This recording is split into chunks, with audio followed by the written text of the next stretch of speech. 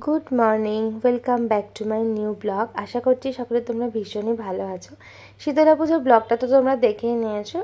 এই দিনটা ছিল শীতলা পুজোর পরের দিন। সকালবেলা দশমীর পুজোর কোনো ভিডিও আমি নিতে পারিনি, তাই তোমাদের সাথেও শেয়ার করতে পারলাম না। আর সন্ধ্যেবেলা থেকেও ছিল প্রচুর চাপ, কারণ সেদিন ছিল আমাদের অন্নকূট। আর মায়ের ভোগ খেতে আসার জন্য প্রচুর মানুষজন থাকে, যাদের থেকে আমরা সমস্ত চাঁদা কালেকশন করে নিয়ে আসি। তাদেরকেও কুপন দেওয়ার থাকে, তারাও প্রসাদ নিতে আসে। সব কিছু মিলিয়ে এতটাই ব্যস্ততা কেটে গেছে সারাটা সন্ধে, সেইভাবে আর ভিডিও ক্লিপস নেওয়া হয়নি। যাই হোক, অন্নকূটের কিছুটা একটু ছোট্ট ভিডিও তোমাদের সাথে শেয়ার করলাম। খিচুড়ি, চচ্চড়ি, আলুর দম, চাটনি, বোঁদে এই সমস্ত খাওয়ানো হয়। আর অনেক মানুষ আশেপাশের পাড়া থেকে, আমাদের পাড়ার সবাই এখানে আজকে খাওয়া দাওয়া করে। আর রাত্রি এখন প্রায় 11:30 মতন বাজে। আর দেখো, মায়ের বিদায়ের পর্ব শুরু হয়ে গেছে। মন খারাপ করে, মন ভীষণই ভারাক্রান্ত হয়ে যায়। কারণ কি, সারাটা বছর আমরা মায়ের আসার জন্য অপেক্ষা করে থাকি। দুটো দিন যে কোথা দিয়ে কেটে যায় আমরা বুঝতেই পারি না। দেখো, সারা দিনের কালকের পুজো, আজকে সকাল থেকে দশমী পুজো, তারপরে মায়ের অন্নকূট, সব কিছু শেষ হয়ে এখন মায়ের বিদায়ের প্রস্তুতি, মায়ের বরণ শুরু হয়ে গেছে। আর মনটাও ভীষণ খারাপ করে, তার সাথে সাথে আবার একটা আনন্দ থাকে, আসছে বছর মা আবার আসবে। মা চলে যাওয়ার পরে আবার মায়ের সামনের বছর আসার জন্য আমরা আবার প্রস্তুতি করতে শুরু করে দেবো, একটু একটু করে। একদিকে যেমন মন খারাপ, অন্যদিকে আরও একটা নতুন শুরুর জন্য মনে একটু একটু আনন্দও থাকে।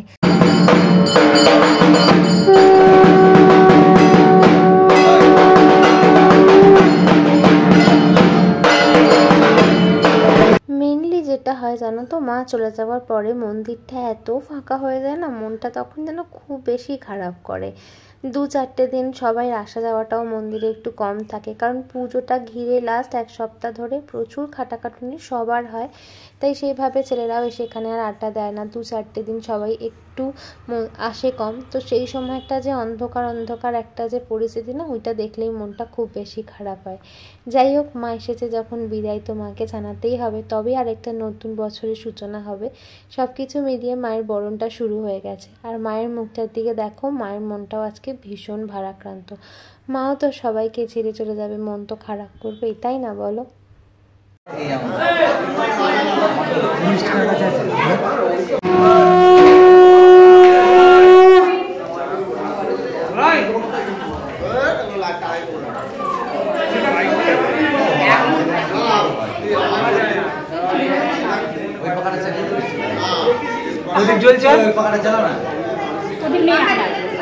মুখ করে দে।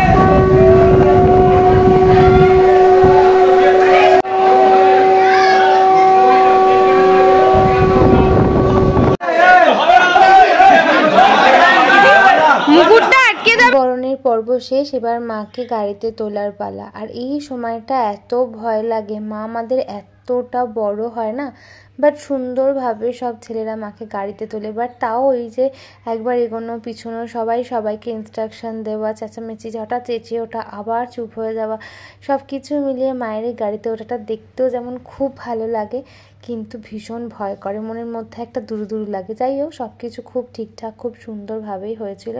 আর প্রতি বছর সেটাই হয়, মায়ের তো ব্লেসিংস সবসময় থাকে তার সন্তানদের উপরে, কোনো কিছু খারাপ ভুল হতেই পারে না, তাই না? তো সেরকমই আমরাও এটা দেখার জন্য খুব ওয়েট করি। আর সবার মধ্যে কতটা নিষ্ঠা করে সবাই সুন্দর করে মাকে গাড়িতে তোলে। আর মাও আমাদের খুব লক্ষ্মী, কাউকে খুব একটা কষ্ট দেয় না, সুন্দর করে নিজেই গড় করে দেখো মা কীরকম উঠে গেছে। আর এবারে আমাদের এই চ্যানেলটা করা হয়েছে, তাহলে মাকে তুলতেও খুব সুবিধে হয়। আর আমাদের তো এখন টানা গাড়িতেই মা যায়, মা জগদ্ধাত্রী মা শেতলা দুজনেই কিন্তু টানা গাড়িতে যায়। আর তাই আমাদের এখন আর লরিতে তোলার ব্যাপারটা থাকেই না। আর এইবারে মা কিভাবে যাবে দাঁড়াও আর একটু পরে তোমাদেরকে দেখাচ্ছি। তার আগে চলো সবাই মিলে দুটো একটা গ্রুপই তুলে নিই, এগুলোই তো স্মৃতি হয়ে থেকে যাবে সারা জীবন, তাই না?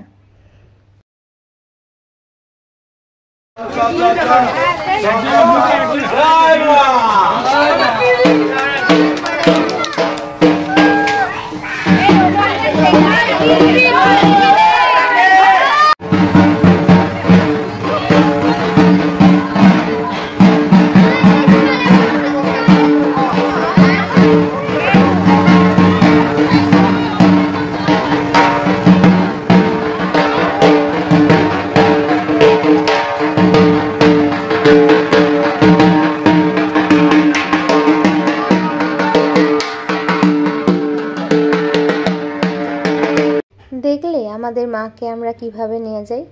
আমিও জীবনে প্রথমবারই দেখলাম, জীবনের প্রথমবারের জন্য আমি মা শীতলাকে গঙ্গায় ভাসান দেওয়ার জন্য সবার সাথে এসেছি। এত বড় হয়েছি কোনো দিন মা শীতলার ভাসানে আমি আসিনি। লাস্ট 2-1 বছর ধরে সবাই বলতো, বাট আসতে দিত না মা, অনেকটা রাত্রি হয়ে যায়, পরের দিন অফিস থাকে। বাট এবছর আমি পরের দিনও ছুটি নিয়েছি, তাই জন্য এবছরে মাও আর না করেনি। আর আমিও 2 পায়ে একদম রাজি ছিলাম যাবার জন্য। মা কিন্নাকেও সাথে করে নিয়ে এসেছি, তাহলে আমি টেনশন ফ্রি, যতই রাত হয়ে যাক না কেন। যাই হোক, রাত্রি কিন্তু এখন প্রায় 2:30, আর রাত বলা যায় না, প্রায় ভোর হতে চললো। বাট কারোর চোখে মুখে এতটুকুও ক্লান্তি নেই, কারণ সবাই তো মায়েরই কাজ করছে না। আর মা যেন সমস্ত কাজটা সব নিজেই করিয়ে নেন। আমি এসছি না তাই জন্যে এসছিস বলে প্রত্যেক বছর আসবি। আর চারিদিকটা কি সুন্দর লাগছে দেখো, কি শান্ত স্নিগ্ধ। আর এই কচুরি পানাগুলো কি চকচক করছে না, একদম সবুজ লাগছে। মন খারাপের সাথে মিলেমিশে একটা খুব সুন্দর ফিল। জীবনে প্রথম টাইম এই সবটুকু দেখা এবং স্মৃতির পাতায় এগুলোকে মুঠোবন্দি করে রাখা। যাই হোক, আসছে বছর আবার হবে। সবাই খুব ভালো থেকো, মায়ের কৃপায় যেন মায়ের সব সন্তানেরা খুব ভালো থাকে, আমরাও যেন সবাই সুস্থ থাকি, ভালো থাকি। তার সাথে সাথে শীতলা পুজোর ব্লগটা এখানেই শেষ করলাম। যদি ভিডিওটা ভালো লাগে তোমরা সবাই একটা লাইক করো, কে কোথা থেকে দেখছো জানিও। সবাই খুব ভালো থেকো, আজকের মতন টাটা।